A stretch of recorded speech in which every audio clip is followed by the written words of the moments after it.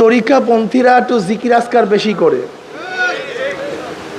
আসলে তরিকাপন্থীরা জিকির আজকার বেশি করে না, বরং কোরআন ও হাদিসের মধ্যে যে আমলগুলি আসছে সেই আমলগুলি তরিকাপন্থীরা পালন করার চেষ্টা করে। এইভাবে কথা বললে আর ইশকাল থাকে না। আমি আগে গতকালকে বলেছি যে শরিয়াতের তিনটা দিক, ফিকহ, আকায়েদ এবং তাসাউফ।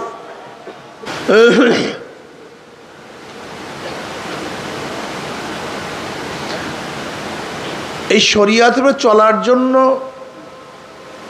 যেই পদ্ধতি পন্থা প্রক্রিয়া অবলম্বন করা হয় তার নামই হলো তরিকত। এই যে শোনেন তরিকা জিনিসটা কি?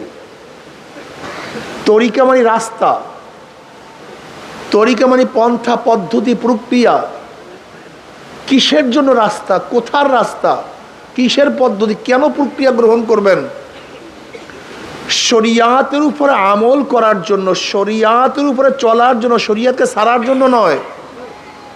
যেরকম অনেকে তরিকা করিয়া শরিয়াত ছাড়িয়ে দিছে, তাদের নামাজ লাগে না, রোজা লাগে না, এরা জাহেল মূর্খ।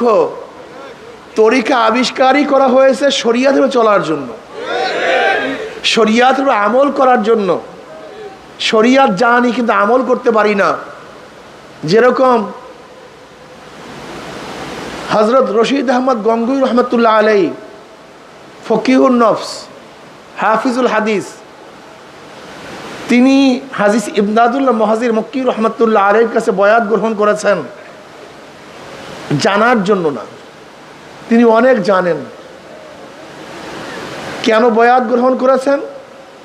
যা জানেন তা মানার জন্য, যা জানেন তার উপর আমল করার জন্য।